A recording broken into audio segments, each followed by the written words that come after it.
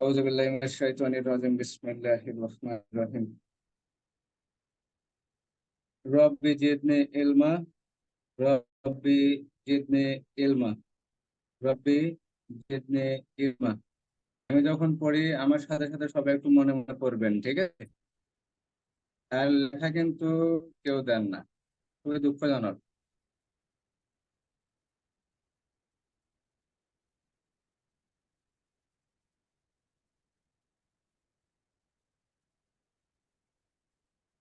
সবাই লেখা দেবেন, লেখা দেওয়ার চেষ্টা করবেন। লেখাই মনে করেন যে মূল। আপনি যা পড়বেন ওটা হচ্ছে যতটুকু লিখবেন ততটুকুই কাজে লাগবে।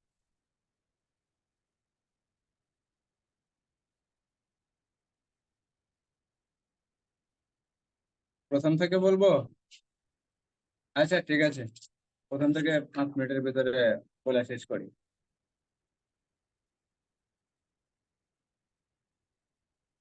বিসমিল্লাহির রহমানির রহিম। ফৌজদারি কার্যবিধি আইন 1898 সালের 5 নং আইন। ধারা 1, ফৌজদারি কার্যবিধির পরিস্থিতি এবং ফৌজদারি কার্যবিধি আইন 1898 সালের 1 জুলাই সমগ্র বাংলাদেশে কার্যকর হবে। ধারা 4-এর 1-এর ক অ্যাডভোকেট, 4-এর 1-এর ক অ্যাটর্নি জেনারেল, 4-এর 1-এর গ অভিযোগ বা চার্জ, 4-এর 4-এর 1-এর খ জামিনযোগ্য অপরাধ, জামিনের অযোগ্য অপরাধ, 4-এর অভিযোগ বা চার 4-এর চ আমলযোগ্য অপরাধ অথবা আমলযোগ্য মামলা বা আমলযোগ্য কেস। 4-এর 1-এর বর্গীজ নালিশ।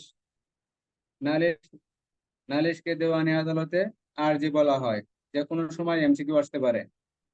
4-এর 1-এর ইনকোয়ারি বা অনুসন্ধান, 4-এর 1-এর তদন্ত, 4-এর 1-এর আমলের অযোগ্য অপরাধ, 4-এর 1-এর মূর্ধন্য অপরাধ, 4-এর 1-এর থানার ভারপ্রাপ্ত কর্মকর্তা, 4-এর 1-এর থানা, 4-এর 1-এর পাবলিক প্রসিকিউটর। ধারা 5, দণ্ডবিধির অধীন সকল অপরাধের তদন্ত, অনুসন্ধান, বিচার কার্যক্রম ফৌজদারি কার্যবিধি অনুযায়ী হবে। অন্যান্য আইনের তদন্ত, বিচার অথবা অনুসন্ধান কার্যক্রম ফৌজদারি কার্যবিধি অনুযায়ী হবে, কিন্তু অন্য আইনে যদি এরূপ তদন্ত, বিচার বা অনুসন্ধানের প্রস্তাব থাকে তাহলে সেই আইন প্রযোজ্য হবে। ধারা 5। ধারা 6, ফৌজদারি আদালতের শ্রেণী বিভাগ। ধারা 9, দায়রা আদালত। ধারা 10, নির্বাহী ম্যাজিস্ট্রেট। ধারা 11, জুডিশিয়াল ম্যাজিস্ট্রেট। ধারা 12, স্পেশাল ম্যাজিস্ট্রেট বা বিশেষ ম্যাজিস্ট্রেট। পুলিশের এসপি টু অফার অফিসারদের স্পেশাল ম্যাজিস্ট্রেট বা বিশেষ ম্যাজিস্ট্রেট নিয়োগ করা যায়। ধারা 22, মফস্বল এলাকার জন্য জাস্টিস অব দি পিস। ধারা 25, পদাধিকার বলে justice of the piece. Supreme কোর্টের বিচারপতিগণ সমগ্র বাংলাদেশের জন্য পদাধিকার বলে জাস্টিস অব দি পিস। দায়রা জজ, যুগ্ম দায়রা জজ নিজ নিজ এলাকার জন্য পদাধিকার বলে জাস্টিস অব দি পিস। ধারা 25। ধারা 28, দণ্ডবিধির অধীন সকল অপরাধের বিচার কোন কোন আদালতে হবে? হাইকোর্ট, দায়রা আদালত, ক্ষমতাপ্রাপ্ত যে কোনো আদালত। ধারা 29-এর কিশোর অপরাধের বিচার মুখ্য মহানগর ম্যাজিস্ট্রেট, মুখ্য জুডিশিয়াল ম্যাজিস্ট্রেট বা সরকার কর্তৃক ক্ষমতাপ্রাপ্ত যে কোনো ম্যাজিস্ট্রেট করতে পারবেন। ধারা 31, হাইকোর্ট, বিভাগ ও দায়রা আদালত যে দণ্ড দিতে পারেন। ধারা ধারা 35, একই মামলায় একাধিক অপরাধ হলে সেক্ষেত্রে একই মামলায় একাধিক অপরাধ হলে দণ্ডিত হলে তার শাস্তি ম্যাজিস্ট্রেট যে কোনো প্রকার বা আদালত যে কোনো শাস্তি দিতে পারবে। ধারা 35 দণ্ড হতে হাজত বাসকাল বাদ দিতে হবে। ধারা 42, জনসাধারণ কোন কোন ক্ষেত্রে পুলিশ অফিসার এবং ম্যাজিস্ট্রেটকে সাহায্য করতে বাধ্য? ধারা 43, জনসাধারণকে সাহায্য করতে বাধ্য কর আনাতা মিলের ক্ষেত্রে।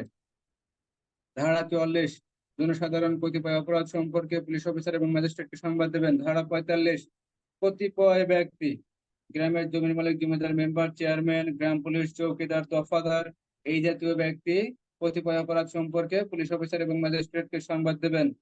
ধারা 46, গ্রেপ্তার। ধারা 47, অনুমতি নিয়ে গ্রেপ্তার। ধারা 48, দরজা জানালা ভেঙে প্রবেশ। যদি কোনো মহিলা থাকে পরহেজগার তাহলে তাকে সরে যাওয়ার জন্য অনুরোধ করতে হবে অথবা তাকে সরিয়ে দিতে হবে। ধারা 49, গ্রেপ্তার পূর্বক যদি আটকা পড়েন তাহলে দরজা জানালা ভেঙে বাইর হয়ে যাবে। ধারা 50, প্রয়োজনের অতিরিক্ত বল প্রয়োগ করা যাবে না। ধারা 51, পুরুষের দেহ তল্লাশি। ধারা 52, নারীর দেহ তল্লাশি। ধারা 53, তল্লাশি পূর্বক যদি কোনো আগ্নেয়াস্ত্র বা অস্ত্র পাওয়া যায় তাহলে তা হেফাজতে নিতে হবে বা আটক করতে হবে। ধারা 54, পুলিশ অফিসারদের সকল ক্ষেত্রে বিনা পরোয়ানায় গ্রেপ্তার করতে পারেন। ধারা 55, থানার অফিসার ইনচার্জ যে সকল ব্যক্তিকে থানা এলাকায় গ্রেপ্তার করতে পারেন। ধারা 56, অধস্তন দ্বারা গ্রেপ্তার। অধস্তন গ্রেপ্তারের ক্ষেত্রে 4টি বিষয় অবলম্বন করতে হবে। একটা বিষয় হলো আদেশটি লিখিত হতে হবে, যাকে দ্বারা গ্রেপ্তার করানো হবে তাকে একটা লিখিত আদেশ দিতে হবে, তার হাতে দিতে হবে। কোন অপরাধের জন্য গ্রেপ্তার করা হবে সেই অপরাধের বিষয়টি উল্লেখ করতে হবে। আসামির নাম ঠিকানা উল্লেখ করতে হবে, পূর্ণ বিবরণ উল্লেখ করতে হবে। ধারা 57, নাম ঠিকানা জানাতে অনিচ্ছুক আমলের অযোগ্য অপরাধীকে গ্রেপ্তার করা যাবে, দুইয়েতে ছেড়ে দেওয়া যাবে। আর 3-এ যদি নাম ঠিকানা জানাতে যদি না পাওয়া যাবে, মুচলেকা সম্পাদন না করে, তাহলে তাকে 24 ঘন্টার ভিতরে আদালতে প্রেরণ করতে হবে। আচ্ছা, আপনারা কেউ এইভাবে একটানা বলতে পারবেন?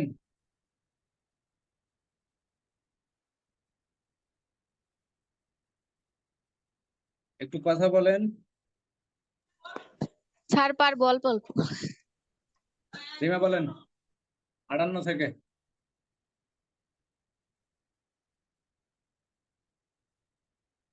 বই দেখবেন না, ভুল হয় কোনো সমস্যা নাই, বলতে শিখবেন। বই দেখে বলবেন না, ঠিক আছে? আমি নিজেও ঠেকে যাই, স্বাভাবিক, মানুষ ঠেকতে পারে। কিন্তু বই কেউ দেখবেন না, বই দেখে বলবেন না, বা কোনো সেট দেখে না, কোনো গাইড দেখে না। আপনি যতটুকু পারেন, যদি ভুল হয়, অন্য কেউ যদি ভুল ধরতে পারেন তার ভুল ধরে দেবেন, যেটা ভুল হলো। ঠিক আছে, রিমা বলেন 58 থেকে। 58 ধারা আছে আসামিকে দেশের যে কোনো স্থানে গিয়ে বিনা পরোয়ানায় গ্রেপ্তার করা যাবে। 59 আছে জনসাধারণ কর্তৃক বিনা পরোয়ানায় গ্রেপ্তার। 60 আছে উম, বিনা পরোয়ানায় গ্রেপ্তারকৃত ব্যক্তিকে ম্যাজিস্ট্রেটের নিকট হাজির করুন। 61 আছে 24 ঘন্টার মধ্যে ম্যাজিস্ট্রেটের নিকট হাজির করতে হবে। 62 আছে বিনা পরোয়ানায় গ্রেপ্তারের রিপোর্ট প্রেরণ। 63 ধারায় আছে কি আছে ভুলে গেছি। জামিন মুচলেকা আদালতের বিশেষ আদেশ। গ্রেপ্তারকৃত ব্যক্তিকে জামিন দেওয়ার বিধান। 64 আছে ম্যাজিস্ট্রেটের উপস্থিতিতে সংগঠিত অপরাধ। 65 আছে ম্যাজিস্ট্রেটের 63, উপস্থিতিতে 63 রিমা, হ্যাঁ 63 আছে জামিন মুচলেকা বা আদালতের যদি বিশেষ কোনো আদেশ না থাকে তাহলে তাকে জামিনে মুক্তি দেওয়া যাবে না বা তাকে ছেড়ে দেওয়া যাবে না, ঠিক আছে? জি স্যার। 63, 64 বলেন। 64 হচ্ছে ম্যাজিস্ট্রেটের উপস্থিতিতে সংগঠিত অপরাধ। আর 65 ধারায় আছে ম্যাজিস্ট্রেটের উপস্থিতিতে গ্রেপ্তার। আর 66 ধারায় আছে আইনসঙ্গত হেফাজতে পলায়ন করলে তাকে অনুসরণ। 67 ধারায় আছে 66 ধারা প্রয়োগ করতে গিয়ে ফৌজদারি কার্যবিধি আইনের 47, 48 এবং 49 ধারার প্রয়োগ। 68 ধারা আছে সমনের সংজ্ঞা। 69 আছে সমন কিভাবে জারি করতে হবে সেটার পদ্ধতি। আর 70 আছে সাবালক পুরুষের উপর সমন জারি। 71 আছে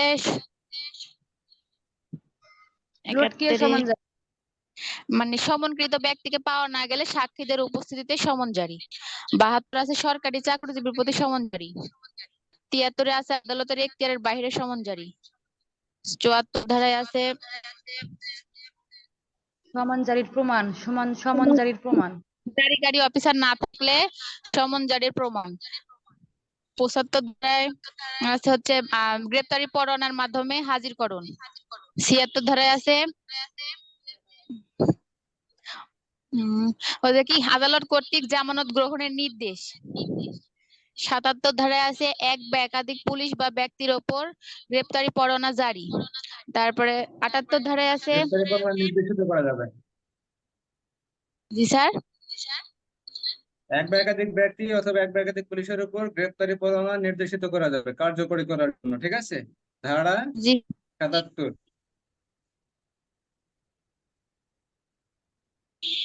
78 আছে জমির মালিকের উপর গ্রেপ্তারি পরোয়ানা জারি। 79 আছে পরোয়ানা হাওলা করার ক্ষমতা। 80-তে আছে গ্রেপ্তারের সারমর্ম অবগতকরণ। 81-তে আছে বিনা পরোয়ানায় গ্রেপ্তারকৃত ব্যক্তিকে অতি দ্রুত ম্যাজিস্ট্রেটের নিকট প্রেরণ করতে হবে। 82 82-তে আছে স্যার দেশে যে কোনো স্থানে গিয়ে বিনা পরোয়ানায় আসামি না না না না গ্রেপ্তারি পরোয়ানা দেশের যে কোনো স্থানে গিয়ে কার্যকর করা যাবে।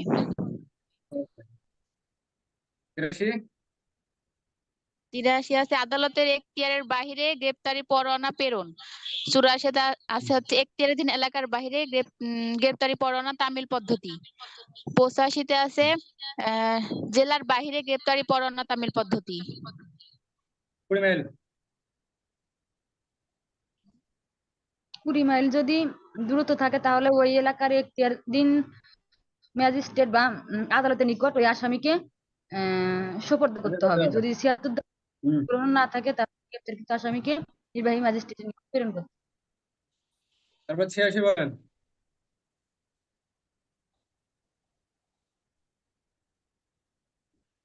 বিমা 86 বলেন। 86-তে স্যার জেলার বাহিরে গ্রেপ্তারি না না না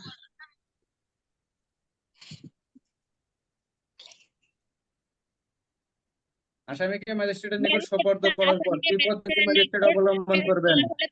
পদ্ধতি। আর 87 ধারা আছে হুলিয়া বা হুলিয়া কিভাবে জারি করতে হবে সেটা। আর 88 ধারা আছে ক্রোকি পরোয়ানা ইস্যু এবং উহা তামিল পদ্ধতি। 88 সবগুলো বলেন তো কোটেশন। 88-এর 1-এ আছে স্যার কোন পলাতক আসামিকে হুলিয়া জারি করার পরেও যদি আসামি আদালতে হাজির না হয় তাহলে ওই উক্ত ব্যক্তির বা হুলিয়া জারিকৃত ব্যক্তির সমস্ত স্থাবর এবং অস্থাবর সম্পত্তি ক্রোক করার জন্য যে পরোয়ানা ইস্যু করা হয় তাকে ক্রোকি পরোয়ানা বলা হয়। 2-এ বলা আছে মানে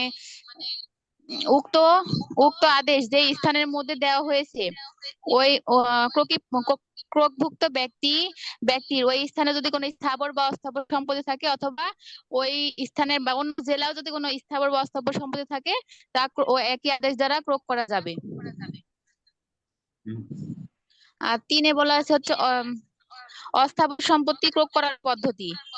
আটক করে রিসিভার নিয়োগ করে হস্তান্তর নিষিদ্ধ করে আর আদালত যে কোনো মানে পদ্ধতি অবলম্বন করে।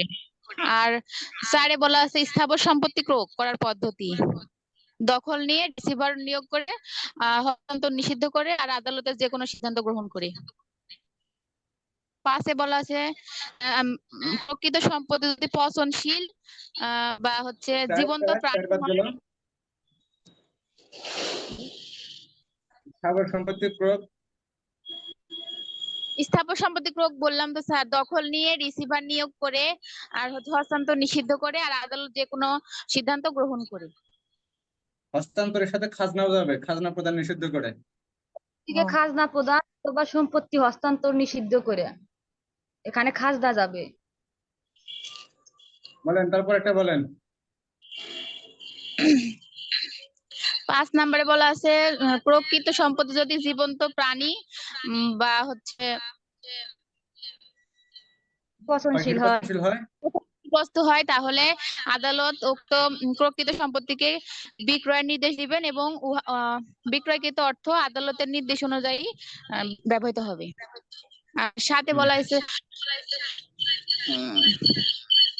প্রকৃত সম্পত্তি যদি না না না 6-এর ক এখন বলুন। প্রয়োগ করা হয়েছে ও প্রকৃত সম্পত্তির মালিক যদি নির্দিষ্ট সময় আদালতে হাজির হতে পারেন বা আদালতে এই মর্মে সন্তুষ্টি অর্জন করতে পারেন যে তিনি কোনো নোটিশ পাননি বা পলাতক ছিল না বা আত্মগোপন করেন নাই তাহলে আদালত তাকে প্রকৃত সম্পত্তি ফেরত প্রদান করবেন। কততে? এটা তো স্যার 89। 89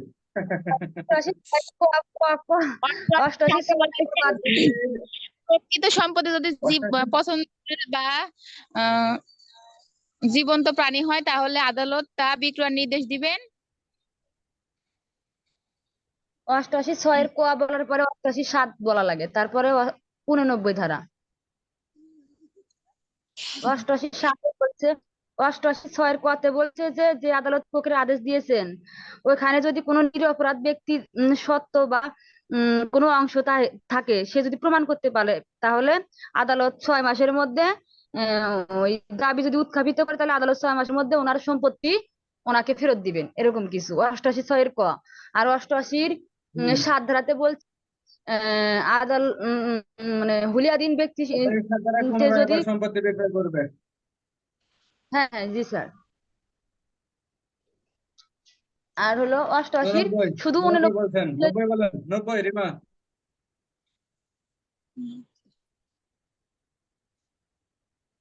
90 স্যার সমনের অতিরিক্ত পরোয়ানা জারি। সমনের পরিবর্তে অথবা সমনের অতিরিক্ত, ওই ছোট ভাই বড় ভাই বুঝাইলাম না, ওইটাই বলেন।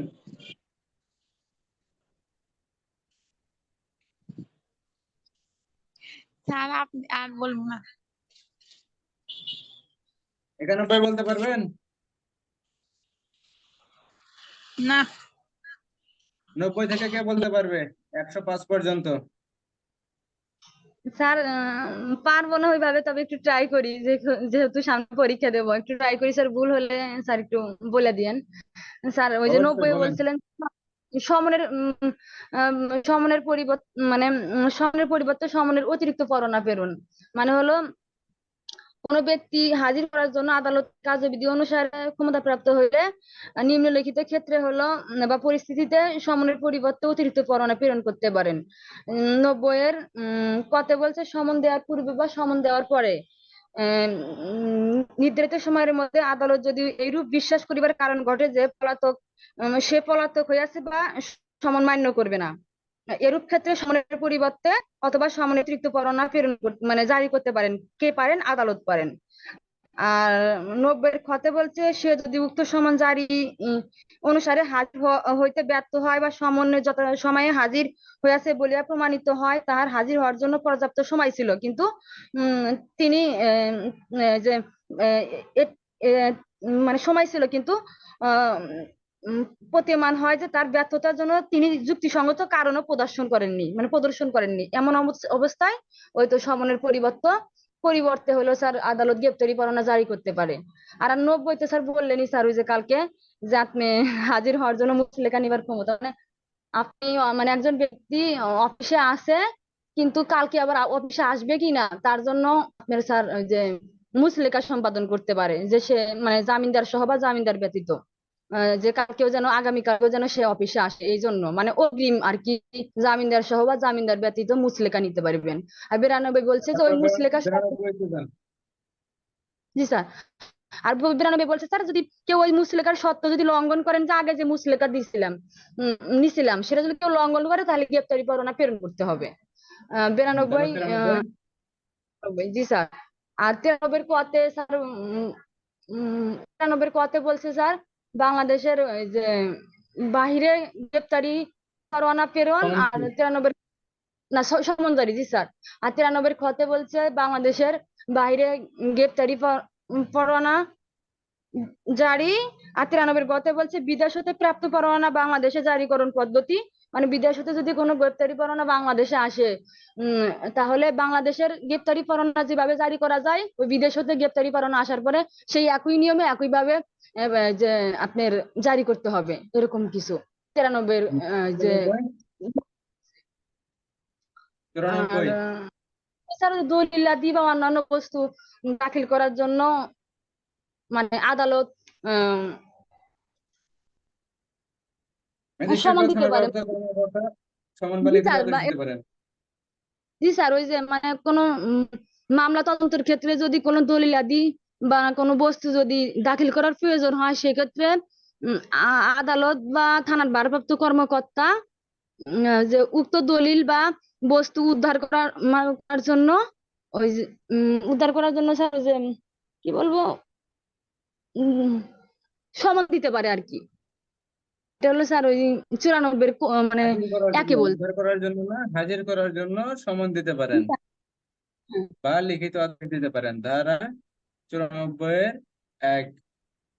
আর এখানে শর্ত আছে, ওই সকল নথিপত্র যদি কোনো ব্যাংকের নিকট রক্ষিত থাকে তাহলে সেক্ষেত্রে দণ্ডবিধির হুম কিছু অপরাধের ক্ষেত্রে দায়রা জজের পূর্ব অনুমতি হুম নিতে হবে, আর অন্যান্য অপরাধের ক্ষেত্রে হাইকোর্ট বিভাগের পূর্ব অনুমতি নিতে হবে।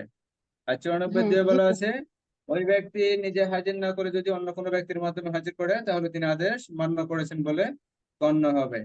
স্যার এই 95 যে বলেন। স্যার 94 এটুকু একটু কঠিনই মনে হয়। আর স্যার ওই যে 95 স্যার বলছে স্যার যে চিঠিপত্র টেলিগ্রাম সম্পর্কিত কার্যবিধি মানে কোন জেলা ম্যাজিস্ট্রেট বা মুখ্য বিচারিক ম্যাজিস্ট্রেট, মুখ্য মহানগর ম্যাজিস্ট্রেট বা হাইকোর্ট বা দায়রা আদালতের অনুমতি ক্রমে কোনো যদি তার হেফাজতে কোনো দলিল পার্সেল থাকে তাহলে তাহলেও তা ওই যে স্যার কি বলে এই, ওই দলিল দলিলাদি পার্সেল বা বস্তু উদ্ধার করার জন্য সমন দিতে পারেন নাকি তল্লাশি করতে পারে স্যার? নির্দিষ্ট কোনো ব্যক্তির নিকট অর্পণ করার জন্য নির্দেশ দিতে পারেন। জি স্যার। আর হলো 95 দিয়ে স্যার তল্লাশি বা আটক করতে পারে। হ্যাঁ, উক্ত স্থানে তল্লাশি করতে পারেন। তল্লাশি করার ক্ষেত্রে ওই জেলা ম্যাজিস্ট্রেট, মহানগর ম্যাজিস্ট্রেট, হাইকোর্ট বা দায়রা আদালতের অনুমতি সাপেক্ষে তল্লাশি করতে হবে, এবং তল্লাশি কার্যক্রম ওই ডাক বিভাগ বা তার কর্তৃপক্ষ করবেন, এবং যা কিছু পাওয়া যাবে তা আটক করতে হবে। 95 কিন্তু স্যার 96 স্যার একটু কঠিনই মনে হয়। একটু কঠিন হলে তো ভাই করতে হবে, না পড়লে তো কঠিনই মনে হবে। আমার তো এই যে পড়তে পড়তে মনে করেন যে এখন শুধু মুখস্থ না, ঠোঁটস্থ, তারপরে অন্য আরো আরো অনেক কিছু হয়েছে। ঠিক আছে, জি স্যার। তারপরে 96 বলেন, তল্লাশি পরোয়ানা ইস্যু। জি স্যার তল্লাশি পরোয়ানা স্যার ইস্যু। স্যার এটা তো আমি মানে মেন বই আকারে পড়ি নাই স্যার, এটা আমি নর্মালি স্যার ওই তল্লাশি পরোয়ানা কাকে বলে এইভাবে পড়ছিলাম, এটা আমি ভালো করে বলতে পারি না। কিন্তু 97 থেকে স্যার তার পরে এগুলা বলেন, তারা বলতে পারি। 97 থেকে বলেন, সমস্যা নাই, বলেন। তাহলে যে পরোয়ানা নিয়ন্ত্রণের ক্ষমতা, পরোয়ানা মানে আদালত যে স্থান পরোয়ানার জন্য নির্দেশ দিয়েছেন সেই স্থান ব্যতীত অন্য কোনো স্থান তল্লাশি করা যাবে না। 97 98 হলো স্যার ওই যে যে বাড়িতে চোরাই মাল, জাল দলিল, তারপরে কি বলে এগুলা আছে বলে যদি সন্দেহ হয় তাহলে স্যার ওই জেলা ম্যাজিস্ট্রেট উহা আহ, উদ্ধার করার উম, উদ্ধার করার জন্য স্যার আহ, তল্লাশি উম, পরোয়ানা ইস্যু করতে তল্লাশি পরোয়ানা পারেন। ইস্যু করতে পারেন। তল্লাশি পরোয়ানা জি যখন ইস্যু স্যার। করবে তখন ওই স্থানে তল্লাশির পদ্ধতি কি, ওই এখানে 4টা স্থানের পদ্ধতির কথা বলা আছে।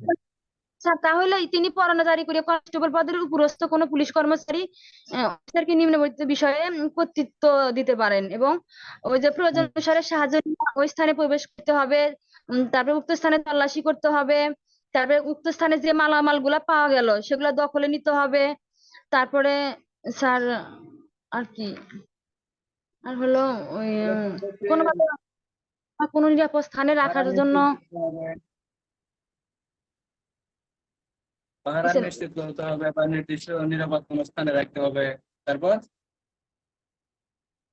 তারপর স্যার ঘটনাস্থলে বা ওই সম্পত্তির সাথে জড়িত যদি কোনো ব্যক্তি পাওয়া যায় তাদেরকে গ্রেফতার করতে হবে, আদালতে নির্দেশ প্রেরণ দিতে করতে হবে। হবে। ধারা 99, আর 99 ক স্যার ওই যে কি বলে ধারা ওই যে 99 স্যার 99 হলো অধিক্ষেত্রের বাহিরে স্যার এই যে তল্লাশির সময় প্রাপ্ত মালামাল বিলিবন্ধে। আর 99 ক স্যার ওই যে অবৈধ প্রকাশনা বাজেয়াপ্ত ঘোষণার জন্য তল্লাশি পরোয়ানা ইস্যু করা যায়। যেমন সরকারের বিরুদ্ধে কোনো কথাবার্তা বলো, অশ্লীল বই, তারপরে মানে এসব আর কি যেগুলা আহ, দৃষ্টিগোচরে আসার মতো জিনিস, বা রাষ্ট্রপতি বা সরকারের বিরুদ্ধে, জাতীয় সংসদ স্পিকারের বিরুদ্ধে, বাংলাদেশের প্রধান বিচারপতির বিরুদ্ধে যদি কোনো মানহানিকর কোনো কথা আসে তাহলে সেগুলা উদ্ধার করার জন্য সাব ইন্সপেক্টরের নিম্ন পদস্থ নহেন এমন পুলিশ কর্মকর্তা উহা তল্লাশি করতে পারে, এবং প্রয়োজন পারলে মনে হলে স্যার ওটা আটক করতে পারেন। 99 ক। আর 99 খ স্যার ওই 2 মাসের মধ্যে স্যার যদি কোনো সংক্ষিপ্ত ব্যক্তি থাকে তাহলে 2 মাসের মধ্যে স্যার ওই হাইকোর্ট বিভাগে আপিল করতে হয়।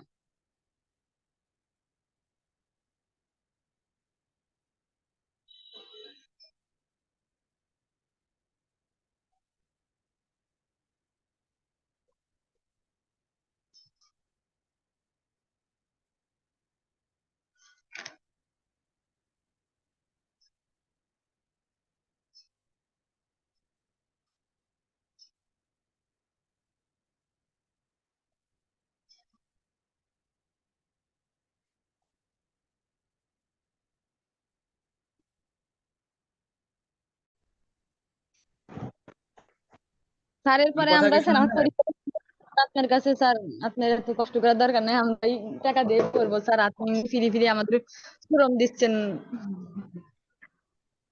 না, এটা মানে পড়েন, এখন পড়তে থাকেন, সমস্যা তো নাই। আর পরীক্ষার পর ওটা পরে দেখা যাবে। আপনি এখন ইয়া করেন, 100 ধারা থেকে বলেন, 100 ধারা থেকে 105 পর্যন্ত বলেন।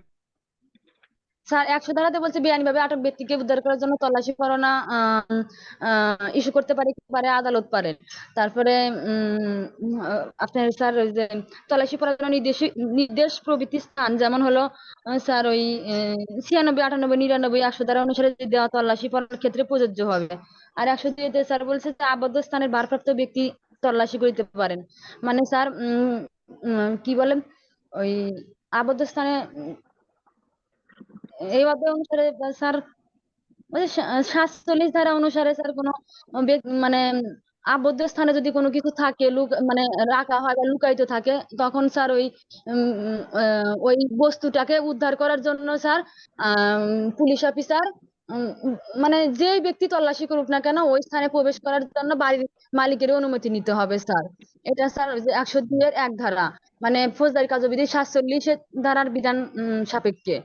আর 102 ধারাতে বলছে হলো যে উক্ত বাড়ির মালিক যদি তল্লাশি করার অনুমতি না দেয়, তাহলে দরজা জানলা ভেঙে ওই বাড়িতে প্রবেশ করে তল্লাশি করতে হবে। ওটা হলো ফৌজদারি কার্যবিধির 48 ধারার বিধান সাপেক্ষে মানে এই কাজ করতে হবে। আর 102-3 ধারাতে বলছে স্যার যদি যদি ওই বস্তু সম্পর্কে তল্লাশি হওয়া উচিত, কিন্তু উক্ত স্থানের নিকট কোনো ব্যক্তি বস্তু তাহার দেহে লুকাইয়া রাখছে এরকম যদি যুক্তিসঙ্গত সন্দেহ হয়, তাহলে ওই ব্যক্তির দেহ তল্লাশি করা যেতে পারে। উক্ত ব্যক্তি যদি মহিলা হয় তাহলে যে 52 ধারার বিধান প্রতিপালন করেই তল্লাশি করতে হবে। এটা স্যার যে 102-3 ধারা।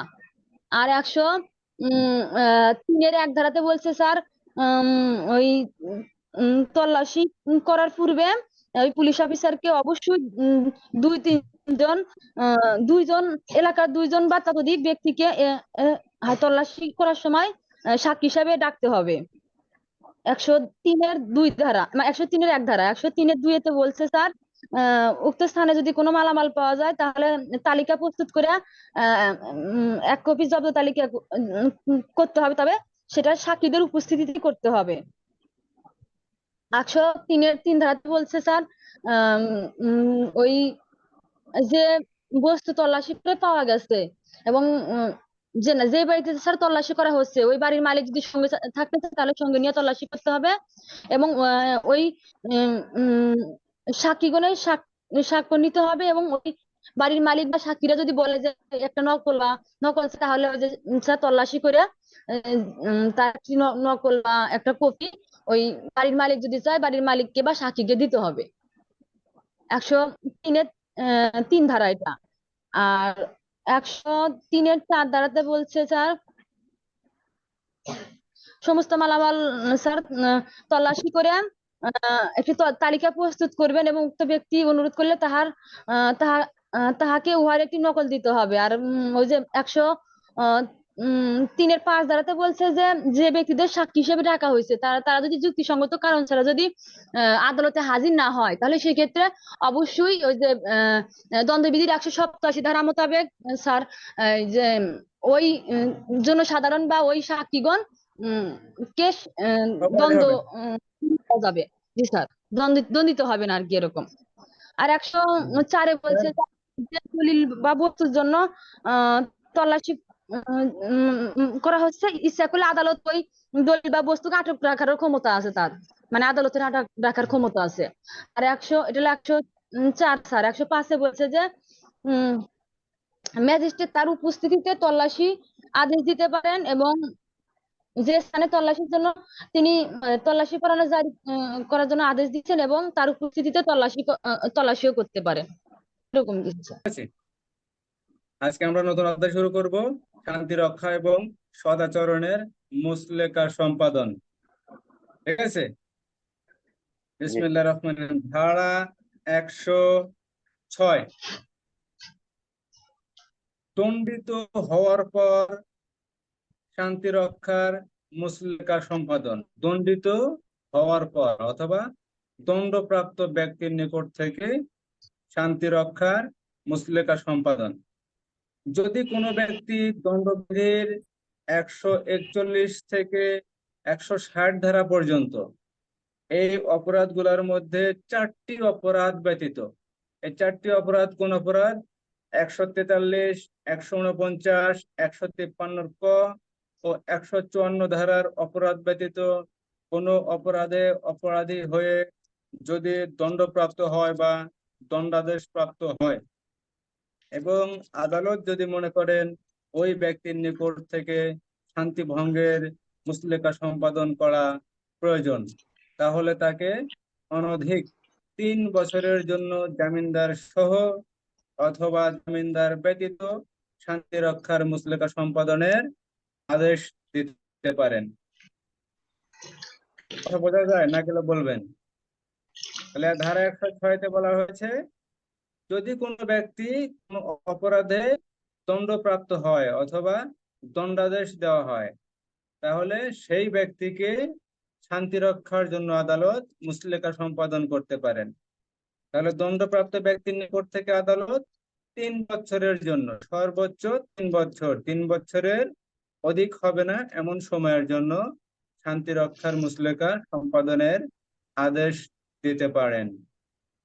স্যার এটাতে কি জেলা ম্যাজিস্ট্রেট নাকি দায়রা আদালত, মানে কোনো স্পেসিফিক কোনো আদালতের কথা উল্লেখ আছে? এখানে আপনার উল্লেখ আছে হাইকোর্ট বিভাগ, দায়রা আদালত, মেট্রোপলিটন ম্যাজিস্ট্রেট, প্রথম শ্রেণীর ম্যাজিস্ট্রেট, ঠিক আছে। এদের আদালতে যদি কোনো ব্যক্তির অপরাধের বিচার হয় এবং সেই অপরাধে যদি দণ্ডপ্রাপ্ত হয় বা দণ্ডের আদেশ দেয়, সেক্ষেত্রে দণ্ডের আদেশের সাথে সাথে আদালত যদি মনে করে যে এই ব্যক্তি মুসলেকা সম্পাদন করা দরকার, ঠিক আছে, তাছাড়া এই দণ্ড ভোগ করার পর সে আবার পুনরায় গন্ডগোল বাঁধাবে, সেই ক্ষেত্রে ওই ব্যক্তিকে সর্বোচ্চ 3 বছর, 3 বছরের বেশি হবে না এমন সময়ের জন্য আদালত মুসলেকা সম্পাদনের আদেশ দিতে পারেন বা মুসলেকা সম্পাদন করতে পারেন। এক্ষেত্রে জামিনদার সহ অথবা জামিনদার ব্যতীত মুসলেকা সম্পাদন করা যাবে। ধারা 106 বোঝা গেল না কোনো সমস্যা? স্যার বোঝা গেছে। স্বর খুবই ধীরে, বোঝা গেছে যায় না এরকম একটা ভাব। আবার বলি, যদি কোনো ব্যক্তি দণ্ডবিধির 141 হতে 160 ধারার ভিতরে 4টি ধারার অপরাধ ব্যতীত, 4টি ধারা কোনটি? 143, 149, 153 ক ও 154, এই 4টি ধারার অপরাধ ব্যতীত কোন অপরাধে অপরাধী হয়ে যদি দণ্ডপ্রাপ্ত হয় অথবা তার দণ্ডের আদেশ হয়, সেক্ষেত্রে আদালত যদি মনে করেন এই দণ্ডের আদেশের সাথে সাথে তার শান্তি রক্ষার মুসলেকা সম্পাদন করা প্রয়োজন, তাহলে আদালত সর্বোচ্চ 3 বছরের জন্য জামিনদার সহ অথবা জামিনদার ব্যতীত উক্ত ব্যক্তির নিকট থেকে সদাচর শান্তি রক্ষার জন্য মুসলেকা সম্পাদন করতে পারেন। ধারা 106-1 বোঝা গেল না সমস্যা?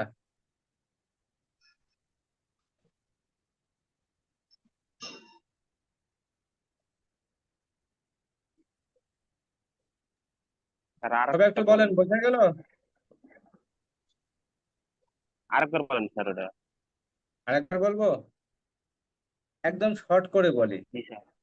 যে ব্যক্তি কোনো অপরাধে দণ্ডপ্রাপ্ত হয় বা অপরাধের বিচার শেষে দণ্ডের আদেশ দেয় আদালত, আদেশের সাথে সাথে আদালতের যদি মনে হয় যে এই ব্যক্তির নিকট থেকে শান্তি রক্ষার জন্য মুসলেকা সম্পাদন করা প্রয়োজন, তাহলে সেক্ষেত্রে জামিনদার সহ অথবা জামিনদার ব্যতীত সর্বোচ্চ 3 বছরের জন্য শান্তি রক্ষার মুসলেকা সম্পাদন করতে পারেন বা সম্পাদনের আদেশ দিতে পারেন। ধারা 106-1 বোঝা গেল?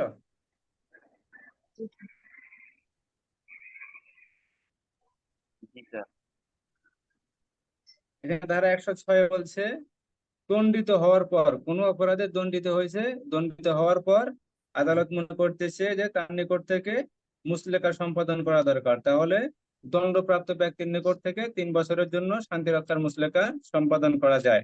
ধারা 106-1 আর 106-2 বলা হয়েছে যে দণ্ডাদেশ দেওয়া হয়েছে বা এই দণ্ডাদেশ যদি আপিল বা অন্য কোনো ভাবে বাতিল হয়, তাহলে যে মুচলেকা সম্পাদন করা হয়েছে সে মুচলেকাও বাতিল বলে গণ্য হবে। কথা বোঝা গেল? 106-1 কোনো অপরাধীকে যে দণ্ডের আদেশ দেওয়া হয়েছে সেই দণ্ডের আদেশ যদি আপিল অথবা অন্য কোনো ভাবে বাতিল হয়, ওই দণ্ডের আদেশ যদি বাতিল হয়, তাহলে তার নিকট থেকে যে মুচলেকা সম্পাদন করা হয়েছে সে মুচলেকাও বাতিল বলে গণ্য হবে। ঠিক আছে? দণ্ডের আদেশ বাতিল হওয়ার সাথে সাথে মুচলেকার আদেশ বাতিল বলে গণ্য হবে। ধারা স্যার 106-2। স্যার একটা কোশ্চিন ছিল স্যার, 106-2 স্যার বললেন স্যার আপিল বা অন্যভাবে যদি দ্বন্দ্ব বাতিল হয়ে যায়, যদি স্যার একজন আসামি যদি স্যার জামিন নেয়, জামিন নেওয়ার পরে তো উনি তো স্যার ওই তার তো দ্বন্দ্ব তো স্যার ইয়া হয়ে যায়, অনেক সময় স্থগিত হয়, অনেকদিন পরে আবার স্যার তাকে আবার আদালতে সোপর্দ করতে হয় সেক্ষেত্রে, বা অনেক সময় স্যার ওই যে উচ্চ আদালতে আপিল করে স্যার, আপিল করলে তো অনেক সময় দ্বন্দ্ব স্থগিত হয়ে যায়, যেমন ওই স্যার যে 436 না কত ধারাতে যেন আছে স্যার, আপিল করলে বা দ্বন্দ্ব স্থগিত হয় বা আসামি মারা গেলে দ্বন্দ্ব পণ্ড হয় না, এরকম একটা ইয়ে আছে না স্যার, ধারা আছে। আমি যে মারা যায় সেটা তো বাতিল, কাজ শেষ, এখানে আর কোনো কাজ নেই। ঠিক জি আছে? স্যার। কিন্তু এখানে বলা হয়েছে দণ্ড যদি বাতিল হয়, স্থগিতের কথা বলা হয় না। ঠিক আছে? আসামি যদি আপিল করে অথবা অন্য কোনো মাধ্যমে যদি দণ্ডের আদেশ যদি বাতিল হয়, স্থগিতের কথা উল্লেখ নাই। 106-2 স্থগিতের কথা এখানে বলা হয় নাই। বলা হয়েছে দণ্ডের আদেশ যদি বাতিল হয়, তাহলে মুচলেকা যে সম্পাদন করা হয়েছে সে মুচলেকার আদেশ বাতিল বলে গণ্য হবে বা মুচলেকার আদেশ বাতিল হয়ে যাবে। ধারা 106-2। কথা ক্লিয়ার? জি স্যার। এখানে স্থগিত দণ্ড যে স্থগিত হবে এই বিষয়ে বিন্দু মাত্র বলা নাই। ঠিক আছে? সেহেতু এখানে স্থগিত টানার কোনো প্রশ্নই ওঠে না। এখানে বলা হয়েছে দণ্ড যদি কোনোভাবে বাতিল হয় তাহলে মুচলেকার আদেশ বাতিল হয়ে যাবে। ধারা 106-2। কথা ক্লিয়ার? জি স্যার। ধারা 107 অন্যান্য ক্ষেত্রে শান্তি রক্ষার মুচলেকার সম্পাদন, অর্থাৎ দণ্ডপ্রাপ্ত ব্যতীত, এখানে দণ্ডপ্রাপ্ত না, দণ্ডপ্রাপ্ত ব্যতীত অন্যান্য ক্ষেত্রে শান্তি রক্ষার মুচলেকা সম্পাদন করা যাবে। শান্তি রক্ষার মুচলেকা সম্পাদন করা হয় 2 ধারায়, 106 এবং 107। আর সদাচরণের মুচলেকা সম্পাদন করা হয় 108, 109 এবং 110। তার ধারা 107 জেলা ম্যাজিস্ট্রেট বা নির্বাহী ম্যাজিস্ট্রেটকে জানানো হয় যে কোনো ব্যক্তি শান্তি ভঙ্গ করতে পারে বা তার কাজে শান্তি ভঙ্গ হতে পারে বা জনসাধারণের শান্তি বিনষ্ট হতে পারে, তাহলে তাকে অনধিককাল 1 বছরের জন্য জামিনদার সহ বা জামিনদার ব্যতীত শান্তি রক্ষা মুচলেকা সম্পাদনের আদেশ দিতে পারেন। ধারা 107। বোঝা গেল?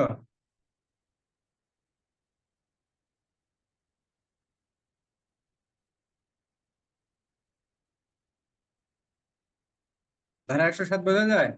অন্যান্য জি স্যার। ক্ষেত্রে শান্তি রক্ষার মুচলেকা সম্পাদন, জেলা ম্যাজিস্ট্রেট বা নির্বাহী ম্যাজিস্ট্রেটকে যদি জানানো হয় যে কোনো ব্যক্তি শান্তি ভঙ্গ করতে পারে বা তার কোনো কাজ দ্বারা শান্তি ভঙ্গ হতে পারে বা জনসাধারণের যে শান্তি বিনষ্ট হতে পারে, তাহলে এরূপ ক্ষেত্রে তাকে অনধিককাল 1 বছরের জন্য জামিনদার সহ বা জামিনদার ব্যতীত শান্তি রক্ষার মুচলেকা সম্পাদনের আদেশ দিতে পারেন বা কারণ দর্শাইতে পারেন। 107। বোঝা গেল? ধারা 106 3 বছরের জন্য মুচলেকা সম্পাদন। ধারা 107 অনধিককাল 1 বছর। ধারা 107 কি বোঝা গেল রিমা? জি স্যার, বোঝা গেছে। বুঝতে পারছেন? জি স্যার। তাহলে ধারা 106 দণ্ডপ্রাপ্ত ব্যক্তির নিকট থেকে 3 বছরের জন্য, 3 বছরের অধিক হবে না, এরূপ সময়ের জন্য মুচলেকা সম্পাদনের আদেশ দেওয়া যেতে পারে। আর ওই দণ্ড যদি কোনোভাবে যদি বাতিল হয় তাহলে মুচলেকার আদেশ বাতিল হবে। ধারা 106 1 ও 2। আর ধারা 107 বলা হয়েছে অন্যান্য ক্ষেত্রে ম্যাজিস্ট্রেট অথবা নির্বাহী ম্যাজিস্ট্রেটকে যদি জানানো হয় তার এলাকায় কোথাও শান্তি ভঙ্গ হতে পারে বা কোনো ব্যক্তি শান্তি ভঙ্গ করতে পারে, অথবা কোনো ব্যক্তি এমন কোনো কাজ করতেছে যার দ্বারা শান্তি ভঙ্গ হয় অথবা জনগণের শান্তি বিনষ্ট হয়, এই ক্ষেত্রে ম্যাজিস্ট্রেট ওই ব্যক্তিকে অনধিককাল 1 বছরের জন্য শান্তি রক্ষার জন্য মুচলেকা সম্পাদন করতে পারেন অথবা কারণ দর্শাইতে পারেন। 107 ধারা 108 রাষ্ট্রদ্রোহমূলক বিষয় প্রচারকের নিকট হতে সদাচরণের মুচলেকা সম্পাদন।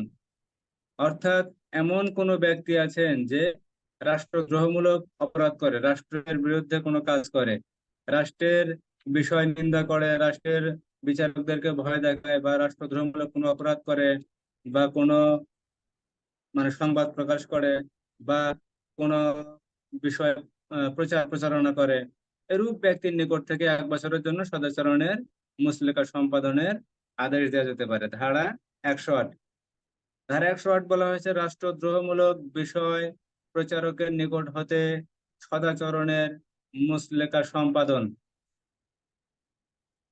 যখন জেলা ম্যাজিস্ট্রেট বা নির্বাহী ম্যাজিস্ট্রেট জানতে পারেন যে তার এলাকার মধ্যে কোনো ব্যক্তি রাষ্ট্রদ্রোহমূলক বা রাষ্ট্রের নিন্দাজনক অপরাধ করে অথবা বিচারককে ভয় দেখায় বা মানহানি করে, তখন ম্যাজিস্ট্রেট জামিনদার সহ অথবা জামিনদার ব্যতীত 1 বছরের জন্য, অনধিককাল 1 বছরের জন্য সদাচরণের মুচলেকা সম্পাদনের আদেশ দিতে পারেন। ধারা 108 বোঝা গেল?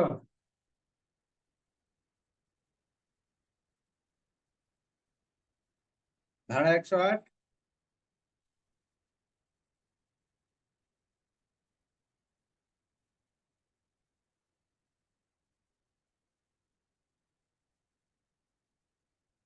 স্যার, বোঝা গেছে স্যার। সবাই বলেন, না হলে সামনের ধারায় যাব না, আবার বুঝাবো। ধারা 108 বোঝা বলা গেছে। হয়েছে এমন কোন ব্যক্তি যে রাষ্ট্রদ্রোহমূলক অপরাধ করতে পারে বা রাষ্ট্রের বিরুদ্ধে কাজ করতে পারে, বিচারক, রাষ্ট্রের যে বিচারক আছেন যারা, তাদেরকে ভয়ভীতি দেখাইতে পারে বা বিচারকের মানহানি করতে পারে, অথবা রাষ্ট্রের এমন কোনো বিষয় প্রচারণা করে যা রাষ্ট্রের জন্য নিন্দাজনক, ঠিক আছে, এরূপ জাতীয় কোনো অপরাধ যদি কোনো ব্যক্তি করে তাহলে ম্যাজিস্ট্রেট ওই ব্যক্তিকে অনধিককাল 1 বছরের জন্য সদাচরণের মুচলেকা সম্পাদনের আদেশ দিতে পারেন। ধারা 108। কথা বোঝা গেল?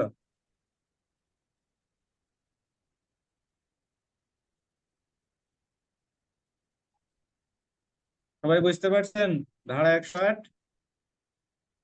জি স্যার। আর ধারা 109 ও ধারা 110 ফৌজদারি কার্যবিধি আইনের 55 ধারা আছে। থানার অফিসার ইনচার্জ 3 জাতীয় ব্যক্তিকে, ঠিক আছে, তার থানা এলাকায় বিনা পরোয়ানায় গ্রেপ্তার করতে পারেন। ওই ধারা 55-কে ভাঙ্গে এখানে ধারা 109 এবং ধারা 110 করা হয়েছে। ধারা 109-এর বলা হয়েছে ভবঘুরে বা সন্দেহজনক ব্যক্তির নিকট সদাচরণের মুচলেকা সম্পাদন। অর্থাৎ যখন জেলা ম্যাজিস্ট্রেট খবর পান বা জানতে পারেন যে ধারা 109-এর ক তার এখতিয়ারাধীন সীমানার মধ্যে কোনো ব্যক্তি আমলযোগ্য অপরাধ করার জন্য তার উপস্থিতি গোপন করে অথবা সতর্কতা অবলম্বন করে, অথবা ধারা 109-এর খ যার প্রকাশ্য কোনো জীবিকা নির্বাহ নাই বা নিজের সম্পর্কে সন্তোষজনক জবাব দিতে পারে না, এমন ব্যক্তির নিকট হতে অনধিক 1 বছরের জন্য সদাচরণের মুচলেকা সম্পাদনের আদেশ দিতে পারেন। বোঝা গেল 55 ক ও খ। ঠিক আছে? স্যার এটা তো একই, 55 সাথে তো মিল একই। মিল আছে না? জি স্যার।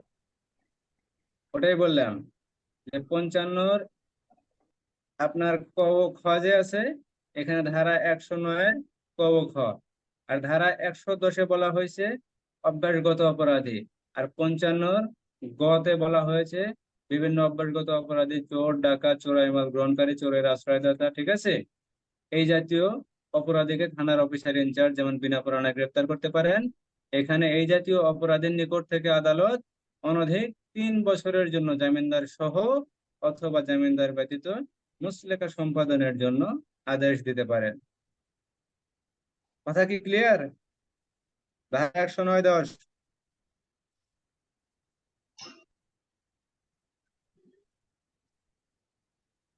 জি স্যার। সবার জন্য কি ক্লিয়ার? জি জি স্যার। স্যার। কালকে কিন্তু ধরবো ধারা 100 থেকে আজকে যে পর্যন্ত পড়াবো ইনশাল্লাহ এ পর্যন্ত কালকে প্রত্যেককেই ধরবো, রিমা এবং সোনিয়া ব্যতীত। ঠিক আছে? যারা যারা থাকবেন। তো ধারা 109-তে বলা হয়েছে 2 প্রকার ব্যক্তির নিকট থেকে যে আমলযোগ্য অপরাধ করার জন্য আত্মগোপন করে অথবা সতর্কতা অবলম্বন করে। আর 1 প্রকার ব্যক্তি আছেন যার প্রকাশ্য কোনো জীবিকা নির্বাহ নাই, যে নিজের সম্পর্কে যুক্তি দিতে পারে না বা যে নিজের সম্পর্কে সন্তোষজনক কোনো জবাব দিতে পারে না। এরূপ ব্যক্তির নিকট থেকে 1 বছরের জন্য সদাচরণের মুচলেকা সম্পাদন করা যেতে পারে। আর ধারা 110-এ বলা হয়েছে কোন ব্যক্তি অভ্যাসগতভাবে দস্যু, গৃহভঙ্গকারী, চোর, ডাকাত, জালিয়াতি, চোরাই মাল গ্রহণকারী, কেনা বেচাকারী, চোরের আশ্রয়দাতা, অপহরণকারী, প্রতারক, বলপূর্বক সম্পত্তি গ্রহণ করে এরূপ ব্যক্তির নিকট থেকে 3 বছরের জন্য অনধিক 3 বছরের জন্য সদাচরণের মুচলেকা সম্পাদনের আদেশ দিতে পারেন। তারা ধারা 106 এবং ধারা 110 3 বছরের জন্য মুচলেকা সম্পাদন, আর মাঝের যে 3টা ধারা আছে ধারা 107, 8, 9, এই 3টি ধারা 1 বছরের জন্য মুচলেকা সম্পাদনের আদেশ দিতে পারেন। তাহলে ধারা 106 হতে 110 পর্যন্ত কি ক্লিয়ার, না কোনো সমস্যা আছে?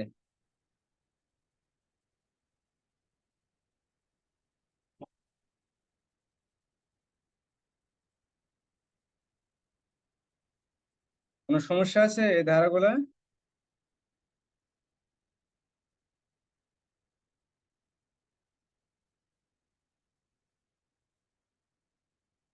সবাই একটু কথা বলেন, আর 2টা ধারা পড়াবো। তো ওই ইয়াটা একটু স্যার বলেন স্যার, প্রথম যে স্যার ওই দ্বন্দ্ববিধি স্যার, ওই যে 8ম অধ্যায়ের অপরাধ ব্যতীত যে ধারাগুলার কথা বলছে স্যার, ওইটুকু একটু স্যার ভালো করে স্যার বুঝিয়ে একটু বলে দেন স্যার। এই যে 106-এ, জি স্যার, 106 স্যার, দণ্ডিত হওয়ার পর শান্তি রক্ষার মুচলেকা স্যার। 106-এ যে কথাটা বলছে হলো দণ্ডবিধির 141 ধারা হতে 160 ধারা পর্যন্ত যে ধারার অপরাধ গুলো আছে। ঠিক আছে? জি স্যার। এইখানে 4টা ধারা আছে। ঠিক আছে? এই জি স্যার। 4টা ধারার অপরাধ ব্যতীত সকল অপরাধের ক্ষেত্রে যদি কোনো ব্যক্তির দণ্ডপ্রাপ্ত হয় অথবা দণ্ডের আদেশ হয়, সেই ক্ষেত্রে ম্যাজিস্ট্রেট ওই ব্যক্তির নিকট থেকে অনধিককাল 3 বছরের জন্য জামিনদার সহ অথবা জামিনদার ব্যতীত মুচলেকা সম্পাদনের আদেশ দিতে পারেন। এই 4টা ধারা হলো 143, 149, 153 ক ও 154 ধারা। জি ঠিক স্যার, আছে? বেআইনি এখানে সমাবেশ ধারা শাস্তি স্যার। 141 হতে 160 পর্যন্ত। কথা জি বোঝা গেল? স্যার। ধারা স্যার দ্বন্দ্ববিধি 141 থেকে 160। অধ্যায় হ্যাঁ, স্যার, দ্বন্দ্ববিধির স্যার যে বেআইনি সমাবেশের অধ্যায় আছে না স্যার, 141 থেকে স্যার। বেআইনি সমাবেশের অধ্যায়, বেআইনি সমাবেশের শুরু থেকে একদম শেষ পর্যন্ত 160। জি স্যার। এই বেআইনি সমাবেশের অধ্যায়ের ভিতরে 4টি ধারা 143, 149, 153 ক 154, এই 4টি ধারার অপরাধ ব্যতীত যদি অন্য কোনো অপরাধে অভিযুক্ত হয়ে কোনো ব্যক্তির দণ্ডপ্রাপ্ত হয় বা দণ্ডাদেশ হয়, এবং আদালত যদি মনে করেন তার নিকট থেকে শান্তি ভঙ্গের মুচলেকা সম্পাদন করা প্রয়োজন, তাহলে অনধিককাল 3 বছর, 3 বছরের অবশ্যই বেশি হবে না, 3 বছরের কম যে কোনো সময়ের জন্য বা 3 বছর সময়ের জন্য মুচলেকা সম্পাদনের আদেশ দিতে পারেন জামিনদার সহ অথবা জামিনদার ব্যতীত। ঠিক আছে? এই দণ্ডাদেশ বা দণ্ড যদি কোনোভাবে আপিল অথবা অন্য কোনোভাবে যদি বাতিল হয়, তাহলে মুচলেকার আদেশ বাতিল বলে গণ্য হবে। ঠিক আছে? জি স্যার, 106(3) যে ধারা উপধারা আছে ওটা স্যার করতে হবে না? লাগবে না। আচ্ছা। 3 লাগবে না। যেগুলো লাগবে সেগুলো মোটামুটি আমি একটা শিট করতেছি, পরে যদি সম্ভব হয় আমি সবাইকে দিয়ে দেবো। ঠিক আছে? জি স্যার। আমি একটা শিট করার চেষ্টা করতেছি, যদি ইনশাল্লাহ করতে পারি তাহলে সবাইকে দেওয়ার চেষ্টা করব, কোনো সমস্যা নাই। ঠিক আছে? আর শিটটা করার পরে চিন্তা ভাবনা আছে ইনশাল্লাহ একটা করব, এমসিকিউ করার চেষ্টা করব মূল বই এবং ভাষ্য থেকে। পর্যাপ্ত সময় লাগে, সময় দেওয়া লাগে, তবে ইনশাল্লাহ চেষ্টা করব পড়ার। যদি একটা কোনো মতে পড়া বের করতে পারি তাহলে এটা ভবিষ্যতে কাজে লাগানো যায়। তবে ধারা 106 থেকে 110 পর্যন্ত কোনো সমস্যা আছে কারোর?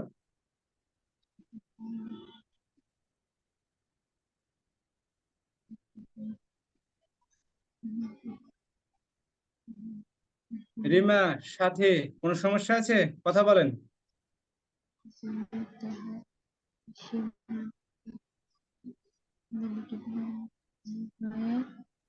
না স্যার, সমস্যা নাই, কালকে পড়া দিতে পারবো। রিমা, না স্যার, সমস্যা নেই।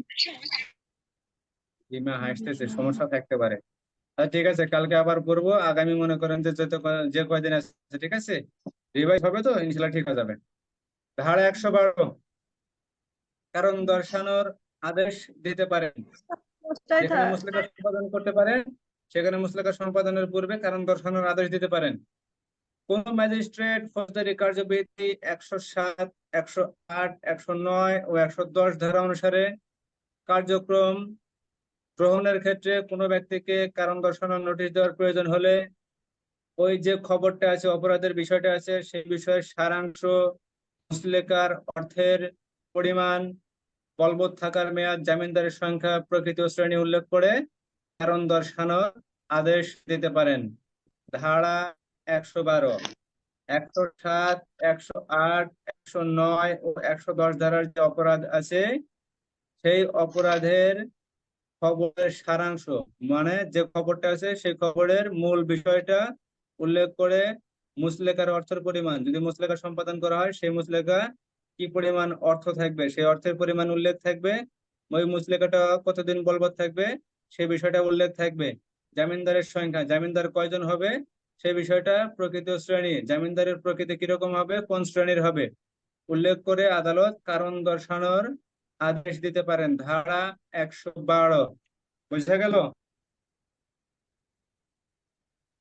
107, 8, 9, 10 ধারায় যে অপরাধ সেই অপরাধের ক্ষেত্রে আদালত কারণ দর্শানোর নোটিশ দিতে পারেন।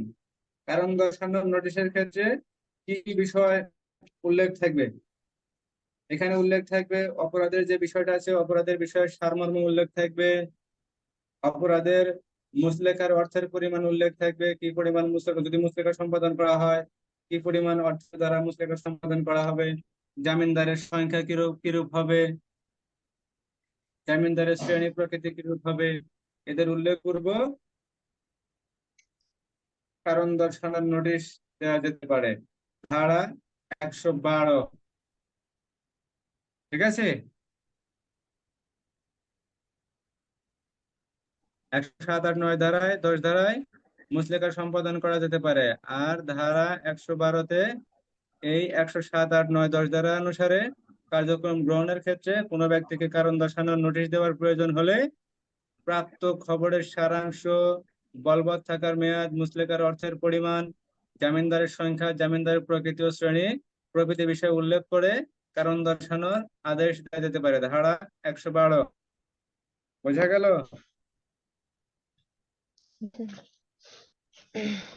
স্যার বলবৎটা কি স্যার?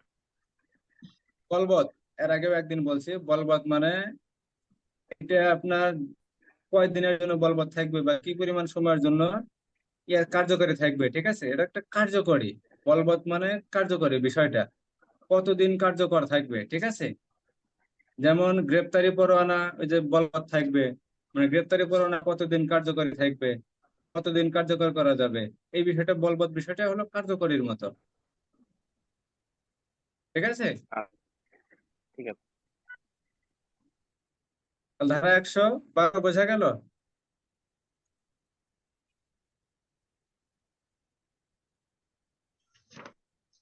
আবার জি বলবো? স্যার।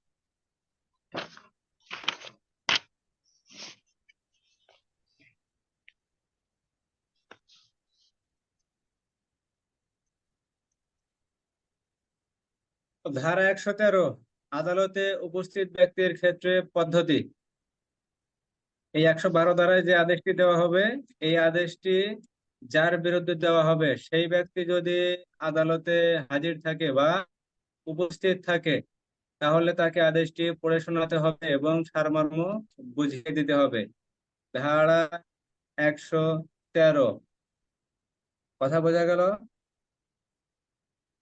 112 ধারার যে আদেশটি দেওয়া হবে বা ম্যাজিস্ট্রেট যে আদেশটি দেবেন, যার বিরুদ্ধে এই আদেশটি দেওয়া হবে সেই ব্যক্তি যদি আদালতে হাজির থাকে বা উপস্থিত থাকে, তাহলে সেই ব্যক্তিকে আদেশটি পড়ে শোনাতে হবে এবং বুঝিয়ে দিতে হবে, ঠিক আছে? ওই ধারা 91 মতো ব্যক্তি যদি আদালতে হাজির থাকে তাহলে পরবর্তী সময়ে হাজিরার জন্য মুচলেকা সম্পাদন করা যাবে। ঠিক সেম এই জিনিসটা, যাকে 112 ধারায় আদেশটা দেওয়া হবে সেই ব্যক্তি যদি আদালতে হাজির থাকে তাহলে তাকে আদেশটি পড়ে শোনাতে হবে এবং বুঝিয়ে দিতে হবে। ধারা 113। আর যাব সামনে।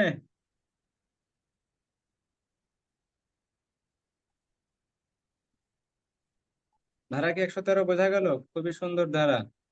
যাকে আদেশ দেওয়া জি হবে স্যার। সে যদি আদালতে হাজির থাকে তাহলে আদালতে তাকে ওই আদেশটি পড়ে শোনাতে হবে এবং বুঝিয়ে দিতে হবে। সিম্পল জিনিস, না বোঝার কিছু নাই। জি স্যার। জি স্যার। সাথী বোঝেন নাই? 112 ধারায় যাকে আদেশটা আদালত দেয়, যার বিরুদ্ধে দেয়, মনে করেন যে আদেশে বলতেছে যে আমাকে আদেশটা মানতে হবে, ঠিক আছে? আদেশটা আমার বিরুদ্ধে দিয়েছে, এখন আমি আদালতে হাজির আছি। এখন আদালতের কর্তৃপক্ষ বা আদালত এই জিনিসটা বা আদেশটা আমাকে পড়ে শোনাবে যে আপনাকে এই আদেশটা দেওয়া হয়েছে, এই করতে হবে, এই করতে হবে না, এই বিষয়টা, ঠিক আছে? আমাকে পড়ে শোনাবে এবং বুঝিয়ে দেবে। 113 ধারা, 112 ধারার আদেশ 113 ধারায় পড়ে শোনাইতে হবে এবং বুঝিয়ে দিতে হবে যদি ওই ব্যক্তি আদালতে হাজির থাকে। বোঝা গেল?